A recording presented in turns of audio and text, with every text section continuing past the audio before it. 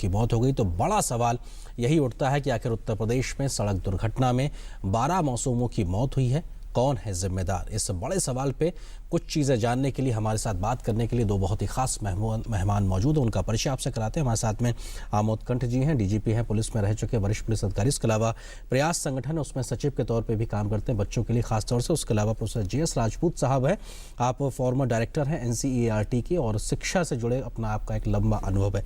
आमोद कंठ जी, बड़ा सवाल यही कि आखिर मासूमों की इस मौत का जिम्मेदार कौन है? क्योंकि बहुत सी चीज़ें ताक पे रख के अपने तरीके से लोग करते हैं और इस प्रकार की घटनाएं हमारे सामने आती हैं। नहीं, जाहिर है कि जब दुर्घटना ये हुई और जिस हालात में हुई जो बताया जा रहा है, तो जिम्मेवारियां तो किसी की हैं ही। जो पहली बात कही गई है कि इस मौसम में अगर ये फैसला हुआ कि स्कूल सुबह सुबह शुरू नहीं होगा या बंद हो जाएगा, तो चलना ही नहीं चाहिए था। स्कूल को फैसला करना चाहिए था कि बसेस ना चलाएं, बच्चों को लेके ना जाएं।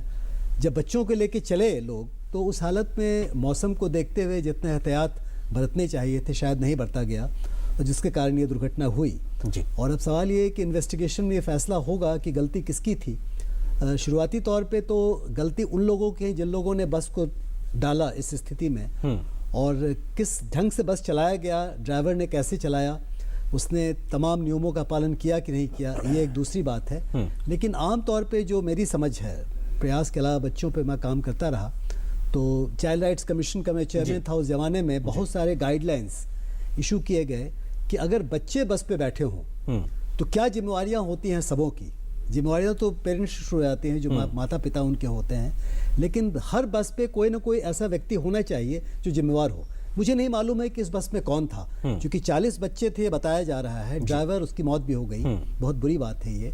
लेकिन शायद कोई ना कोई शिक्षक या कोई ना कोई स्कूल का व्यक्ति ऐसे बस में होना चाहिए जो लगातार गाइड करे। गाइडलाइंस कहती हैं, गाइडलाइन कहती हैं, गाइडलाइन ऐसा कहती हैं। और आपको भी राजपूत साहब को ही पता होगा कि ऐसे गाइडलाइंस बहुत सारे हैं, और गाइडलाइन के मुताबिक एक स्पेशल केयर करने की जरूरत है बच्चों के लिए जब बच्चे बस पे बैठते हैं। कारण ये कि बच्चे जैसे ही किसी सवारी पे बैठ जाते हैं तो सवारी चलाने वाले लोग जो होते हैं एक ढंग से बच्चों के गार्जियन हो जाते हैं, और गार्जियन अगर हो जाते हैं तो उनकी जिम्मेवारी बन जाती है। तो पहलू दो अलग अलग है जिस पे चर्चा हो रही है, होनी चाहिए। देखना चाहिए। राजपूत जी, आपको लगता है कि एक मतलब हर तरीके के लोग हैं समाज में, अच्छे बुरे, लेकिन शिक्षा जगत में भी एक शब्द इस्तेमाल किया जाता है शिक्षा माफिया के तौर पर। इस केस में भी ये बात निकल के आ रही है, जो कि पुष्ट नहीं हुई, लेकिन शुरुआती तौर पर कि साहब किस प्रकार से जिस व्यक्ति का स्कूल था वो भी राजनीतिक तरीके से जुड़ा हुआ था। और ऐसे हालात में बात ये आती है कि तमाम नियम कायदे कानूनों को ताक पे रख के भी अपने मर्जी से व्यवस्थाएं चलाई जाती हैं और इस प्रकार के हादसे होते हैं। आपको लगता है कि उस दिशा में भी कुछ बड़े प्रयास करने की जरूरत?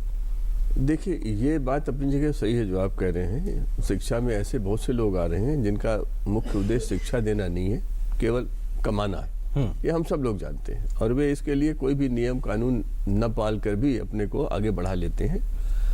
ये इतनी दिल दहलाने वाली घटना है कि मेरे जैसे व्यक्ति जिसने 50 साल शिक्षा के क्षेत्र में काम किया है, बहुत तकलीफ होती है। ऐसे कोई माता पिता नहीं होंगे जिनको आज तकलीफ नहीं हुई। लेकिन मैं एक दूसरी बात कहना चाहता हूँ।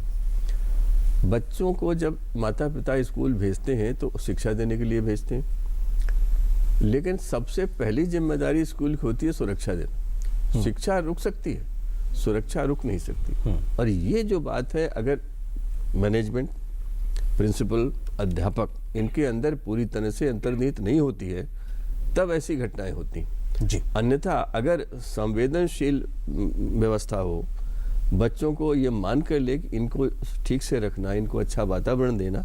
जैसे एक बात कही जाती है, हम लोग कहते हैं राइट टू एजुकेशन के पहले आता है right to happiness, right to caring, like to be looked after. तो ये बातें हम अपने अध्यापकों में, अपने प्राचार्यों में करें। अब देखिए, बहुत से स्कूलों में, सरकारी स्कूलों में भी, आधे से अधिक सरकारी स्कूलों में प्राचार्य होते ही नहीं जी। कोई न कोई काम चलाता है। अध्यापकों की संख्या भी कम होती जी। और प्राइवेट स्कूलों में मनमानी की कोई सीमा नहीं होती, और हमारा जो जिस व्यवस्था को उन्हें देखना चाहिए, नियंत्रित करना चाहिए, वे भी काम नहीं करते। एक अंतिम बात मैं ये कहना चाहता हूँ, दिल्ली जैसे शहर में 7:15 बजे बच्चों का स्कूल शुरू हो जाता है। बच्चे को 5 बजे उठना पड़ता है, 6 बजे बस पे खड़ा होता है। अब सोचिए, 6 साल, 7 साल, 8 साल के बच्चे के साथ ये करना अन्याय है कि नहीं? क्यों नहीं हम उस स्कूल को 9 या 10 बजे करते हैं? जैसे आपने कहा कि स्कूल 10 बजे खुलता था और बच्चों को 9 बजे आने पर दुर्घटना हो गई। जी, बहुत सी छोटी चीजें छोटी हैं जिसको घटनाएं ध्यान रखने छोटी की घटनाएं रोज होती हैं जी, देखने की जरूरत। टेम्पो में यहाँ वहाँ बच्चों कोई किसी नियम का पालन नहीं करता है, जो आमोदकर जी कह रहे हैं। हाँ, गाइडलाइंस के जो जिक्र होने से, बट जब तक आप पालन नहीं करेंगे, पालन करने की मनस्थिति नहीं बनाएंगे, प्रशिक्षित नहीं करेंगे, तब तक ऐसी घटनाओं को रोक पाना संभव हो। आमोद जी, आपने जिस गाइडलाइंस का जिक्र किया, चाहे दिल्ली एनसीआर कैपिटल रीजन की बात हो या सुदूर ग्रामीण इलाकों की बात हो, गाइडलाइंस बहुत है, कागजों पे दर्ज है, लेकिन उसको इस्तेमाल या लागू करने के लिए जिस इच्छा शक्ति की जरूरत है वो हमको जमीन पर कम देखने को मिलती है। हम व्यवस्था के लिहाज से बात करें, बस के बारे में शुरुआती जांच की जानकारी आ रही, बस का नंबर तक उस पर नहीं लिखा था। जिस तरीके से वो सड़क पर तेज रफ्तार से ट्रक वहां पे जा रहा, अक्सर इस बात की आता है कि साहब जो वहां पे भू माफिया वगैरह लोग हैं या जो खनन माफिया है, उस प्रकार के ट्रक्स वहां तेज रफ्तार से निकलते हैं कि साहब कोई पुलिस वाला ना देख ले। तो इस प्रकार के नेक्सस भी देखने को मिलते हैं। इस व्यवस्था पे चोट करने के तरीके को आप कैसे देखते हैं? देखिए, इसमें मैं समझता हूं कि जो इन्फोर्समेंट एजेंसीज हैं, चाहे ये ट्रांसपोर्ट अथॉरिटी हो या पुलिस हो या फिर अथॉरिटीज वो हो जो स्कूल की देख रेख करते हैं, माता पिता के अलावा जो और लोग जो हैं उनकी बहुत जिम्मेवारी है।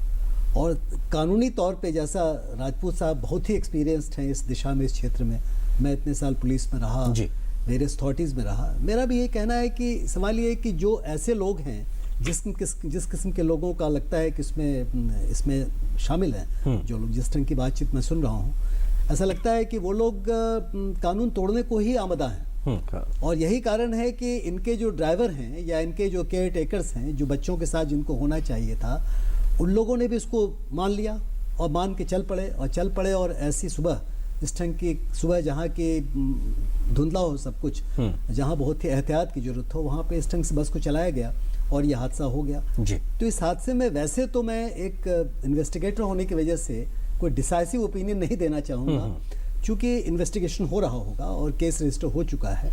इसमें किसकी गलती है, क्या हुआ क्या नहीं हुआ, हो सकता है ब्रेक फेल कर गया हो, मान लीजिए, ये बात मैं कह रहा हूँ, तो ये फैसला अंत में हम कर पाएंगे। लेकिन जो तमाम इसकी स्थितियां नजर आ रही है इसके अंदर, उन स्थितियों में ये तमाम अथॉरिटीज की जिम्मेवारी है, माता पिता की भी जिम्मेवारी होनी चाहिए। स्कूल में स्कूल मैनेजमेंट कमिटीज होती हैं, आपको पता है कि राइट टू एजुकेशन एक्ट में स्कूल मैनेजमेंट कमेटी होती है, उसकी जिम्मेवारियां होती हैं, लेकिन उनकी सुनवाई कितनी हो सकती है, शायद इस पे भी सवाल उठते हैं कि साहब एक तो मैनेजमेंट कमिटीज ही प्रॉपर नहीं होते। राजपूत साहब बेहतर बताएंगे कि management committees right to education act के अंदर कैसे बने हुए हैं। अगर मैनेजमेंट कमिटीज प्रॉपर हों तो वो तमाम चीज़ों का ध्यान रखें जी। ऐसे जो वाहन चलते हैं स्कूल में या उनका इस्तेमाल किया जाता है जी, उस पर भी एक कंट्रोल रख सकते हैं, रखने की जरूरत है। राजपूत जी, आपको लगता है कि एक बात इसमें भी आ रही थी, जो अभिभावक हैं जिन्होंने अपने बच्चों को खो दिया, उनमें से एक शिकायत थी कि अगर बच्चों को हम स्कूल ना भेजें तो वो हम पे जुर्माना लगाते हैं स्कूल वाले, 50 रुपये पर डे के हिसाब से, क्योंकि वो एक मनमानी के तरीके से कहते हैं। भले ही डिस्ट्रिक्ट एडमिनिस्ट्रेशन ने वो बंद करने की बात कही हो, लेकिन वो मजबूर थे अपने बच्चों के सर्दी में भेजने के लिए।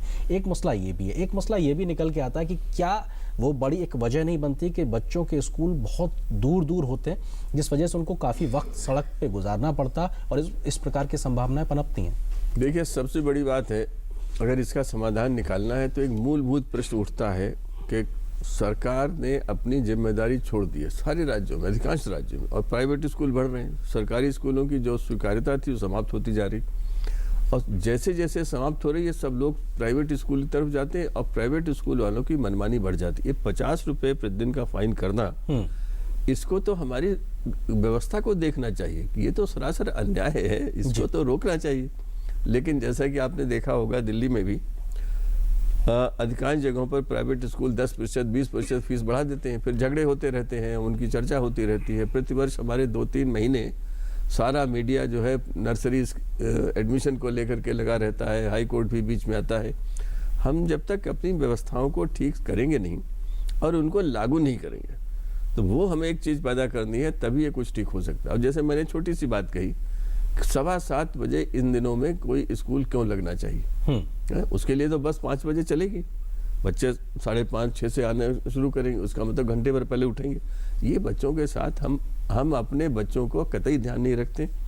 एक राष्ट्र के नाते आज इतनी बड़ी घटना होने पर हमें बहुत शर्मिंदा होना चाहिए, सरकारी तौर पर भी, समाज के तौर पर भी, कि हमने कहीं न कहीं चीज़ों को व्यवस्थित किया ही नहीं है। और बच्चों की शिक्षा को हमने ऐसे छोड़ रखा है, प्राइवेट लोगों के हाथ में दे रखा है, और वही चीज़ बढ़ती जा रही है। जब तक आप सरकारी स्कूलों को ऊपर नहीं लाएंगे, तब तक इस तरह की स्थितियां बनी रहेंगी। मैनेजमेंट कमेटीज की बात आपने कही, बहुत सही बात है, बहुत कुछ उससे हो सकता है, लेकिन सरकारी संस्थाओं में जो लोग हैं वे मैनेजमेंट कमेटी का कोई तरजीह नहीं देते जी। और जो प्राइवेट मैनेजमेंट है वहाँ पर किसी की हिम्मत नहीं पड़ती है कुछ कहने की। बिल्कुल, तो स्कूल के स्तर पे, सरकार के स्तर पे, समाज के स्तर पे हर एक को अपनी जिम्मेदारी निभानी होगी, तब शायद हम ईमानदारी भरे प्रयासों के बाद इस प्रकार की घटनाओं से अलग हो सकते हैं। बहुत शुक्रिया दोनों मेहमानों का हमारे साथ चर्चा में शामिल होने के लिए। और फिलहाल